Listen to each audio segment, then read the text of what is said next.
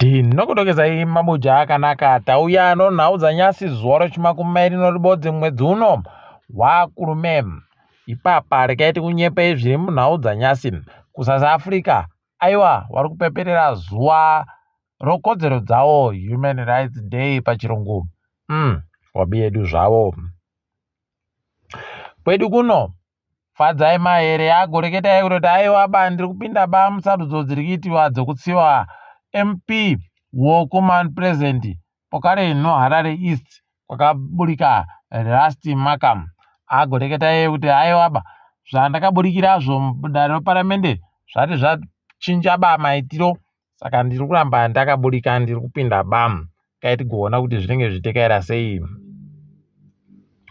Uko Promise Mkwananzi agoburika nachibaya pabodzi bona Jefferson Timba wari kureketa kuti taingidzira vamwe vanhu achenzi gumbo kwaye ndiye akuringano zvomutemo nokusenza kodare reparamende pokare kuti ropafadzo makumire ndiye ari kuringa zvomatunhu. Kukanzi mudzingwa akumirira kuona zvinochekuita nevanhu vakaremara vanorarama nourema. Apa akati iye mukurazhizha ndiye akuringa nezvomari nokutsvakiwa kwemari mubato rawo CCC. Yavari kuronga chaiyo iriba ari kuziva kuti yakamira sei tsoro yacho. Rekai tigoramba takaringa tichiona ikwenenge ichienda. Kanzuru yomurehwa yagonyora tsamba ikati vanhu ngavareke kugoenda munzvimbo dzavaribe kupuwa kumaruwa kwomurehwa. Unobva waita kuzisai kuti chii chiri kuitika, nokuti masabhuku achino basa chete kana kuti zviri kutekaira sei, nokutoti wagoreketa kuti nzvimbo dziripo dzawaisadzo dziri kufanira kunge dzakamirira kuzokura kweguta mumakore anoteera aya, kusanganisira kwese kunana Domboro Bizi. Kwai gorekai kuenda kogarako. Unobva wazvisaya. Rekai hedu tirambe takaringa tichiona kuti wanenge wachiipedza wakaita sei nyaya yacho. Tinenge tichindokunyepai. David Korotati, meya weguta roBulawayo, agoreketa kutoti kwai guta rachiri kufanira kuti riunganidze mari inoita mamiliyoni 150, $150 million pachirungu, kuti wanhadzire dhamu roGlass Block pokare nokubva wanhadzira pombi dzacho dzomvura kuti dzikone kupomba mvura inoenda kuvanhu, zvipere zvokusaika kwomvura zvizvi.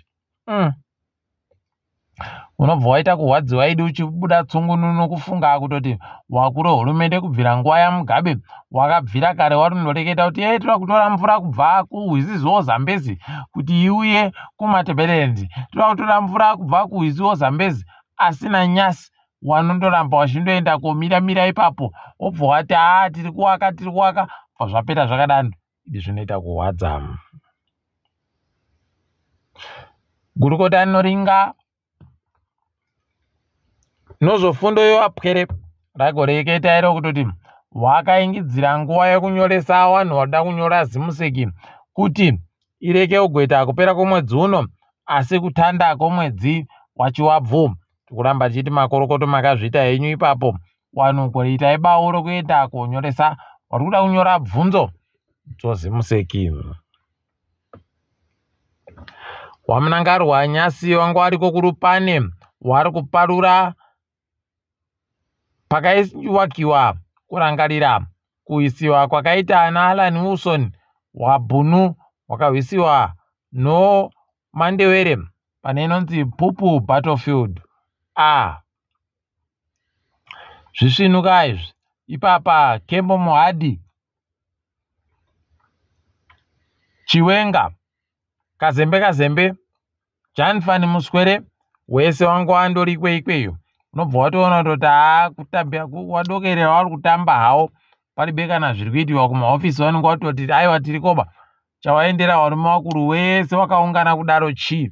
Apa Chiwenga kwautanda hachekuti wasekuru wamunangarwa wakanga waripo vanhu wakahwisa wakakunda varungu iwawo. Unobva waita kuita kuperehwa idi.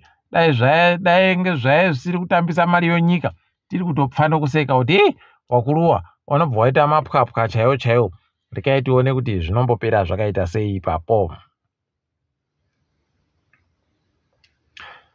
Wanhu wokudunhu roBulawayo noMatabeleland wagototi imi zvamuri kuita zvizvi zvokuisa zvisvinu kuti tirangarire wanhu wakahwisa hondo wachena.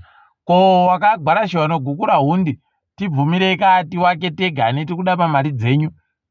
He zvinoreketeka ba. Ipapa makore ese kawanogara weitumira vanhu vanoenda kopwanya kuti zvireke kugozikana nokudii zvoGukurahundi zvo. Asi idi rekai zvizonzira namanyanga ninoputirwa ba tikuzvitenda izvozvo. Nyaya yamadzibaba eIsmairi iri kuramba ichiburitsa zvimwe zvinhu. Kureketa kuno kwabuditsiwa kuti kwai kuno mumwe muzvinafundo ainzi Itai Muwati akagwarashiwa ikweyo akazofukunuwa makuno kuno yano kuno kwai zvakafukunuwazvo zviri kureketa kuti akajisiwa muchefu akabva apfa ndo yakamugwarasha. Kuti zvakadaro hino mabuja ticharamba takaringa hedu kuti zvinopera sei. Kuda kwashe mupofu anetseka fani muSouth Africa mu. Ipapa kwai atoenda kumatarodzi mhosva ega akaendesa kumapurisa nokutoti wanga wakuti taakuuya kokusunga. Akati aiwa ndigai ndiuye ikweyo nokuti kwai mhosva yache agopuwa mapepa asiriyo muSouth Africa. Permanent residence yache kwai aiwaba inomubvumira ba yakaitiwa zvisvinu ba kusaka mhosva njache. Unobva waona kuti hapana zvimwe zviri kuitika ipapa. Rekai hedu tirambe takaringa kuona. Asi kana zvakadando panorwadza. Apa mugwicho uyo achino makore mashoma chaiwo 32 basi. Unobva waona kuti idina yawe. Rekai tione kuti zvinombopera sei ipapo.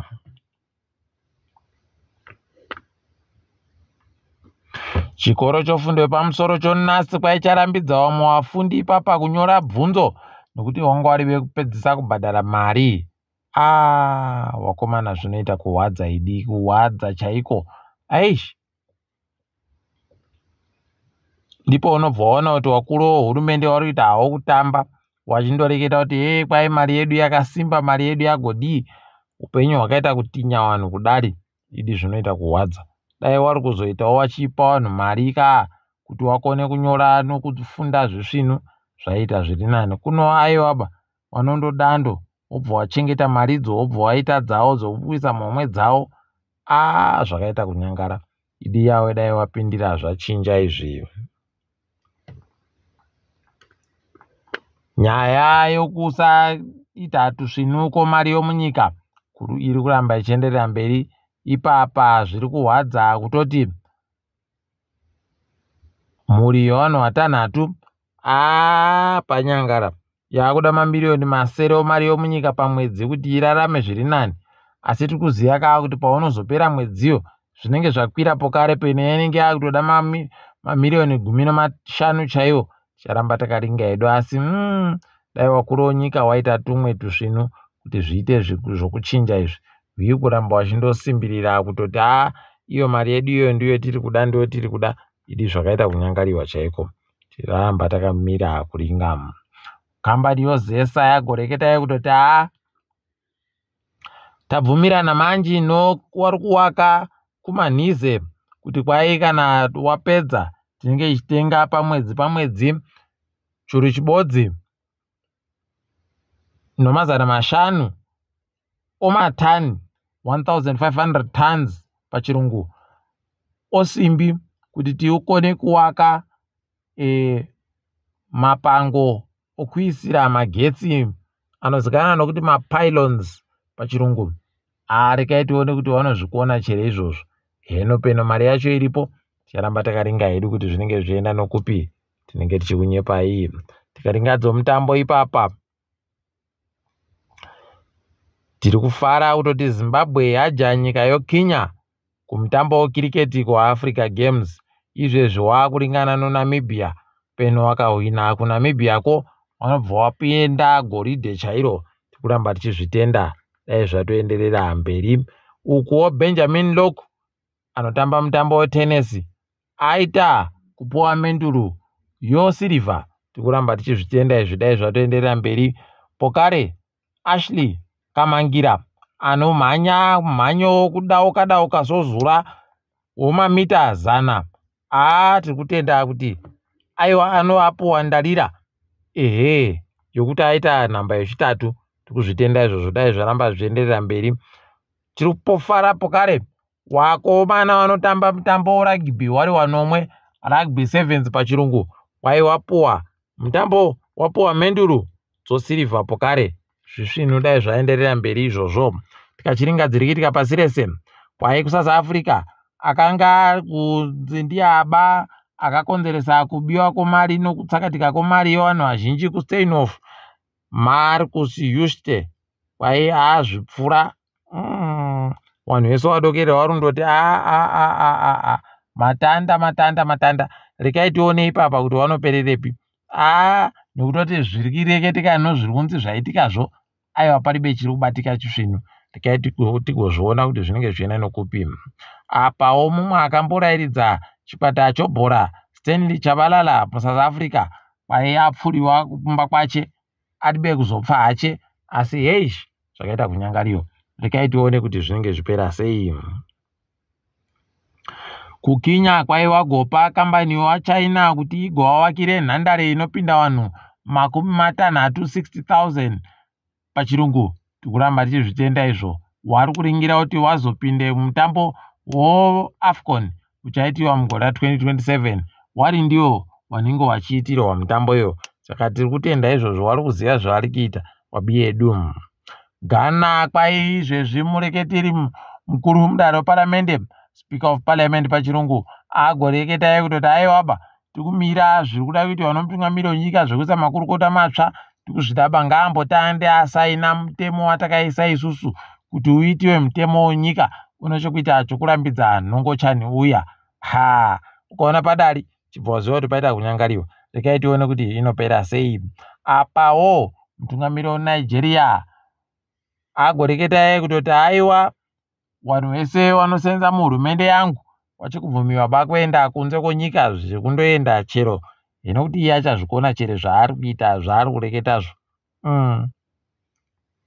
Ticharamba hedu takaringa. Kuno kambani inonadzira mishonga nezvokurapisa vanhu kuAmerica inonzi Orchard Therapeutics kwaipapa yagototi kuno kamba kachirwere kasingaoneke kuvazhinji kanoboeka kuvashoma kavano mushonga wacho. Asi mushonga wacho paipapa watotora mukombe wekunzi ndo mushonga unodhura kudarika imwe yese pasi rese. Unoda mamiliyoni 4 anochidimbu $4.5 million. Mabuja kundopfaka ndo zvinenge zvatosara ipapa. Ndizvo wari kundoreketa kuti aiwa munhu wese anenge ahwara nokachirwereko aiwa kwakundoita hako zvokupfaka nokuti ndo zviripo ipapo. Asi rekai tione kuti zvinombopera zvakaita sei. Tiri ipapo zvedu mabuja kwanyasi tagumira pano ndini wenyu Mhanduwe Wenhau.